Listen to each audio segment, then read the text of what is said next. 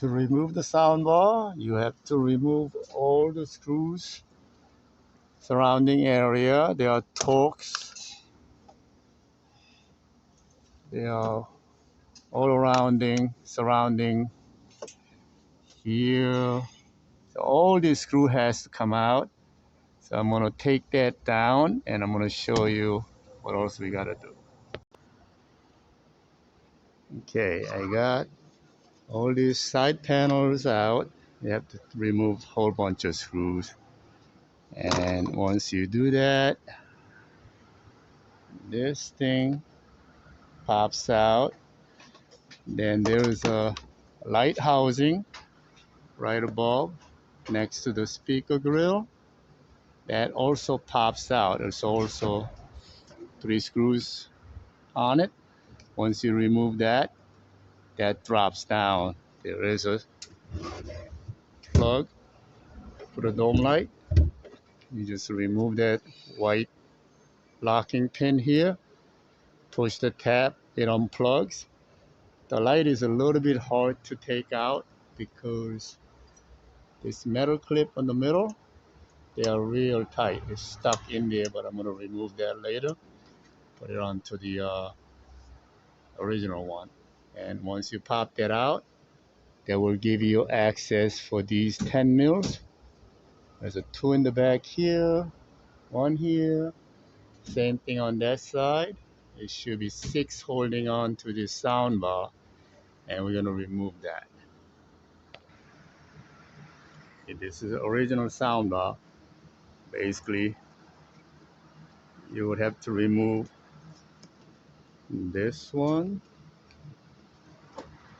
this one, this one.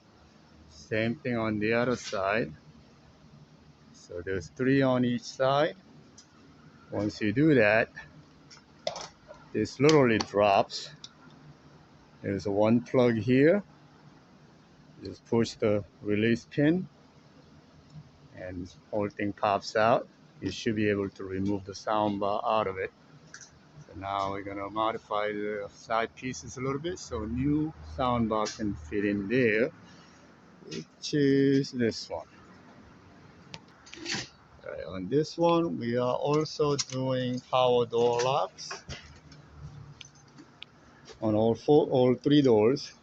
The tailgate here, we put the factory latch there that has a motor built in, and that plug comes into this harness. But we're going to put our own keyless entry module. So we're going to grab 2 wires from here, which is the motor side, and run up to our keyless entry module. And to get to this panel, we have to remove this side panel, remove this top corner plug. There is a big plastic bolt. This is a 10 mil. Just remove that. Remove this little plastic square corner right by the seat belt. Then whole thing just pops out. No other screws or bolt.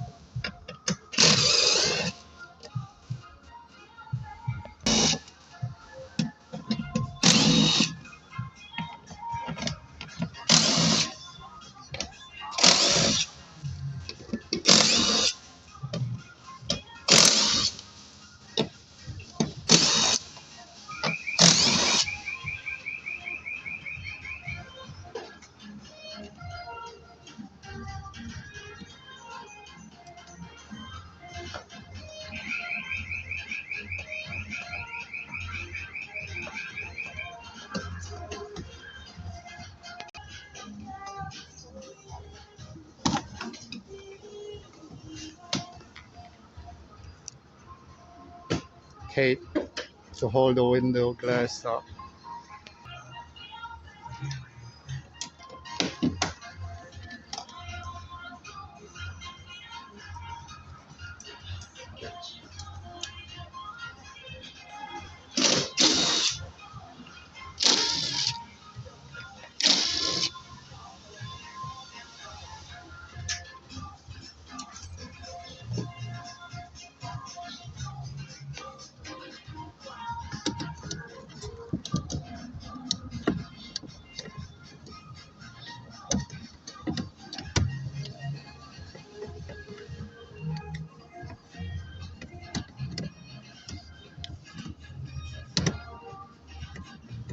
Releasing lever for the key cylinder.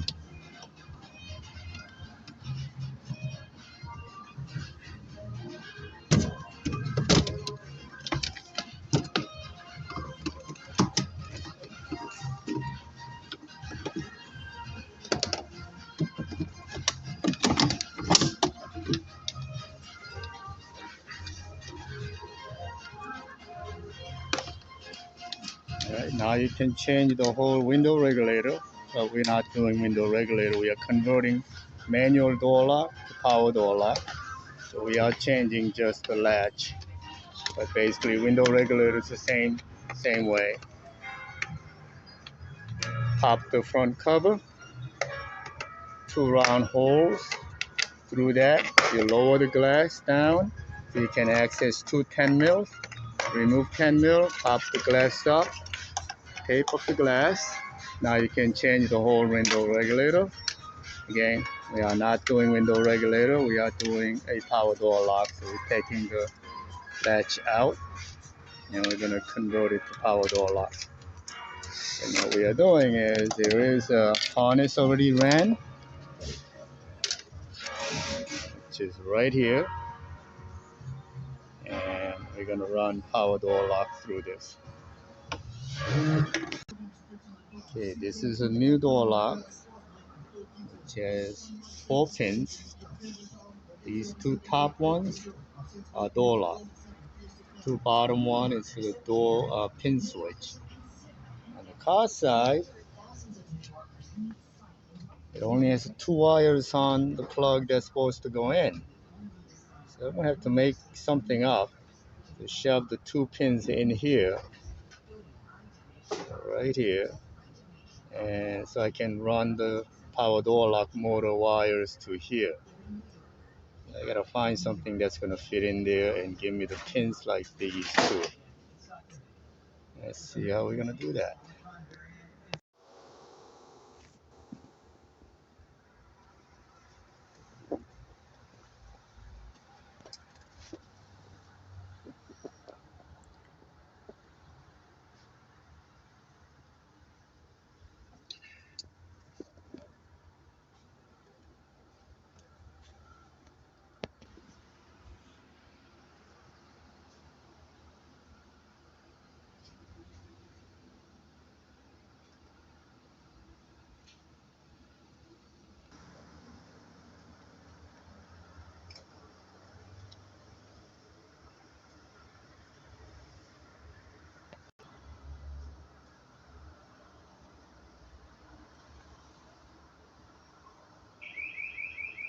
Came back out.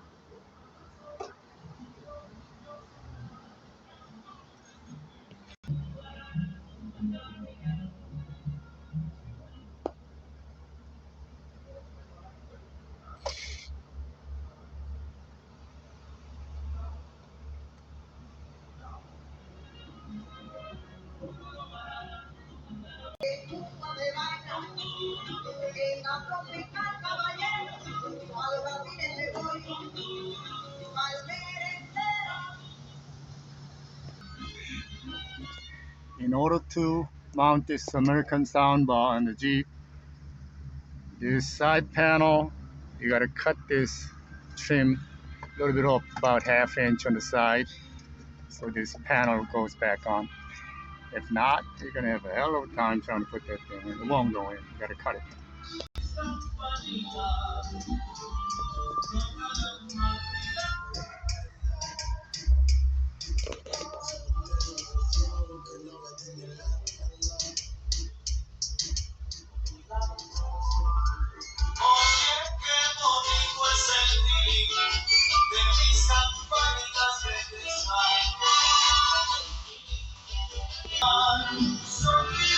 It was a manual door. We converted to power door lock.